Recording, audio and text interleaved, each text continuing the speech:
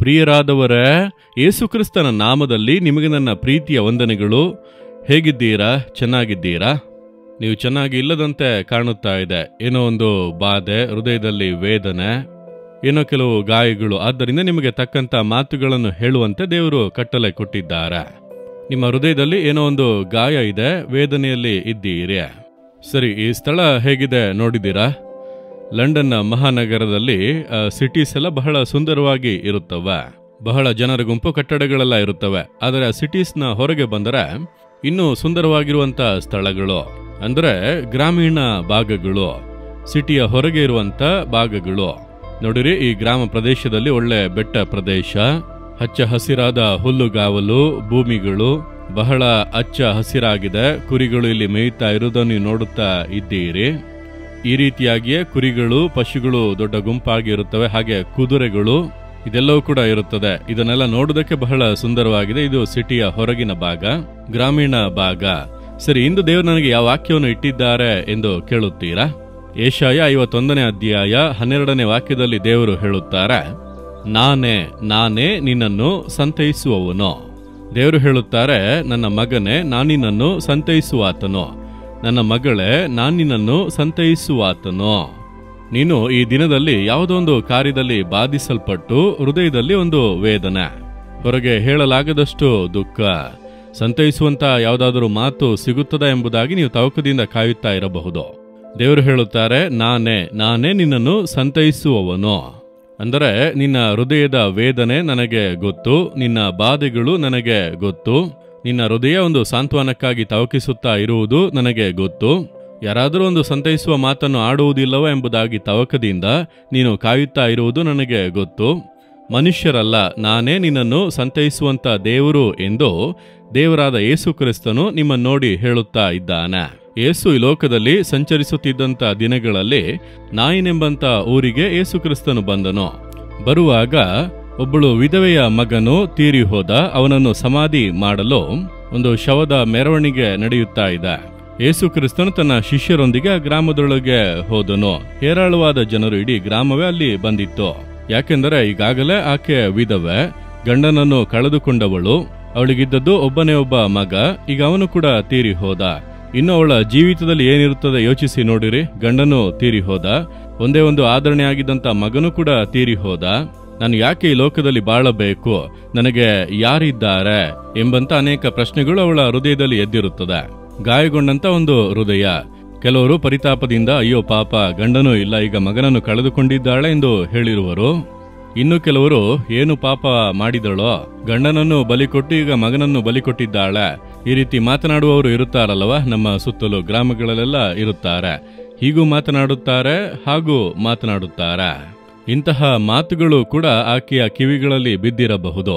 ನಿಮಗೆ ವಿರೋಧವಾಗಿ ಕೂಡ ನೀವು ಚೆನ್ನಾಗಿ ಇದ್ದರೆ, ನೋಡು ಅವರು ಎಷ್ಟು ಚೆನ್ನಾಗಿದ್ದಾರೆ, ಅವರ ಸಾಮರ್ಥ್ಯ ಎಂಬುದಾಗಿ ಹೇಳುವರು.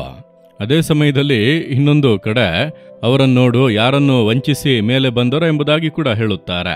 ನಿಮ್ಮ ಕುರಿತಾಗಿ ಆ ರೀತಿ ಮಾತನಾಡುವಂತ ಜನರ ಮಾತುಗಳನ್ನು ಕೇಳುವಾಗ ನಿಮ್ಮ ಹೃದಯ ಗಾಯದ ಮೇಲೆ ಗಾಯ ಹೊಂದಿ ಬಹಳ ವೇದನೆಯನ್ನು ಸಂಧಿಸುತ್ತಾ ಇದೆ ಅಲ್ಲವ?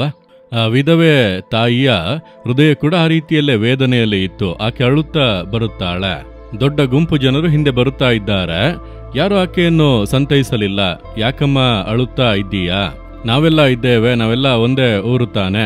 ಮಗ ಹೋದನು, ಇನ್ನು ಯಾರಿದ್ದಾರೆಂದು ಅಂದುಕೊಳ್ಳಬೇಡ, ನಾವೆಲ್ಲ ಇದ್ದೇವೆ, ನೋಡಿಕೊಳ್ಳುತ್ತೇವೆ ಎಂದು ಹೇಳುವುದಕ್ಕೆ ಒಬ್ಬರು ಕೂಡ ಇಲ್ಲ.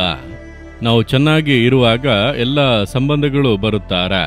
ಆದರೆ ಸ್ವಲ್ಪ ಕೆಳಗೆ ಹೋದರೆ ಯಾರೆಂಬುದಾಗಿ ತಿಳಿಯದೇನೋ ಎಂಬಂತೆ ಮುಖ ತಿರುಗಿಸಿಕೊಂಡು ಹೋಗುವರು. ಇದುವೇ ಲೋಕ. ಆ ರೀತಿಯಾಗಿ ಇಡೀ ಊರಿನವರೇ ಆಕೆಯ ಹಿಂದೆ ಬಂದರು, ಸರಿ ಹೋಗಬೇಕಲ್ಲ ಎಂಬುದಾಗಿ. ಆದರೆ ಯಾರೂ ಕೂಡ ಸಂತೈಸಲಿಲ್ಲ. ಯೇಸು ಆಕೆಯ ಕಣ್ಣೀರನ್ನು ಕಂಡ ಕೂಡಲೇ ಹತ್ತಿರ ಹೋದನು. ಚಟ್ಟವನ್ನು ಮುಟ್ಟಿದ ಕೂಡಲೇ ಎಲ್ಲರೂ ಕೂಡ ನಿಂತರು. ಯಾರೊಬ್ಬರು ಬಂದಿದ್ದಾರೆ, ಪ್ರವಾದಿಯಂತೆ ಕಾಣುತ್ತಾ ಇದ್ದಾರೆ. ಯೇಸು ನೇರವಾಗಿ ಆ ವಿಧವೆ ತಾಯಿಯ ಬಳಿಯಲ್ಲಿ ಹೇಳಿದನು, ಅಮ್ಮ, ಸ್ತ್ರೀಯೇ, ಅಳಬೇಡ. ಸಂತೈಸುವಂತ ಮಾತುಗಳನ್ನು ಮೊದಲು ಹೇಳಿದನು. ನೀನು ಅಳಬೇಡ, ನೀನು ಆ ತರುಣನಿಗೆ ತಾಳಿಕೊಳ್ಳಲು ಆಗದು. ನೀನು ಅಳಬೇಡ ಎಂಬುದಾಗಿ ಮೊದಲನೆಯದಾಗಿ ಸಂತೈಸುವಂತ ಒಂದು ಮಾತನ್ನು ಹೇಳಿದನು. ಅವಳು ನೋಡುತ್ತಾಳೆ, ಈ ಊರಿನಲ್ಲಿ ಯಾರೊಬ್ಬರು ಕೂಡ ನನ್ನನ್ನು ನೋಡಿ ಅಳಬೇಡ ಎಂದು ಹೇಳಲಿಲ್ಲ. ಇಲ್ಲಿ ಯಾರೊಬ್ಬರು ಬಂದು ನನ್ನೊಂದಿಗೆ ಮಾತನಾಡುತ್ತಾರೆ, ಪ್ರವಾದಿಯಂತೆ ಕಾಣುತ್ತಾರೆ, ದೇವರಂತೆ ಇದ್ದಾರೆ ಎಂಬುದಾಗಿ ಕಣ್ಣೀರಿನಿಂದ ಆಕೆಯು ಯೇಸುವನ್ನು ನೋಡಿರುವಳು. ಅವಳ ಕಣ್ಣಿನಿಂದ ಕಣ್ಣೀರು ಬಂದಿರುತ್ತದೆ.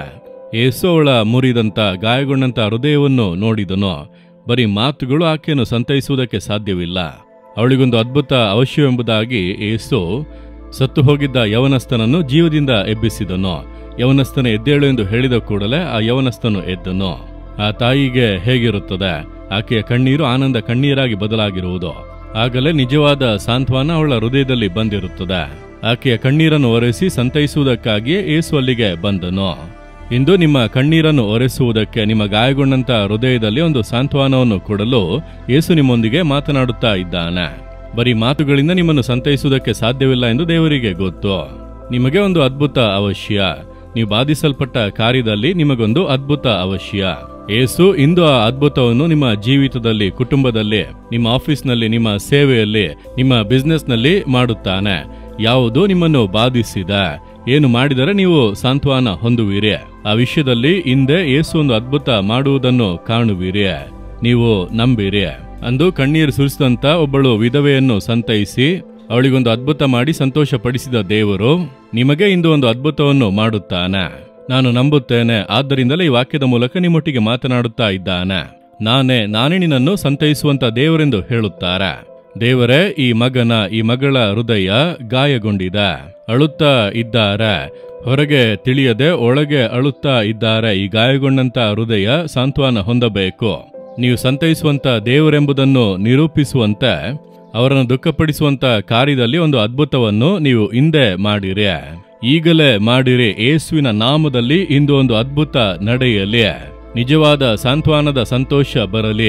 ಯೇಸುವಿನ ನಾಮದಲ್ಲಿ amen, amen. Jesus redeem Kannada YouTube channel ಅನ್ನು ಸಬ್ಸ್ಕ್ರೈಬ್ ಮಾಡಿ. ಸಬ್ಸ್ಕ್ರೈಬ್ ಬಟನ್ ಕ್ಲಿಕ್ ಮಾಡಿ ಮತ್ತು ಬೆಲ್ ಬಟನ್ ಒತ್ತಿ. ಅನುದಿನ ಕಾರ್ಯಕ್ರಮದ ಮಾಹಿತಿ ಪಡೆಯಿರಿ.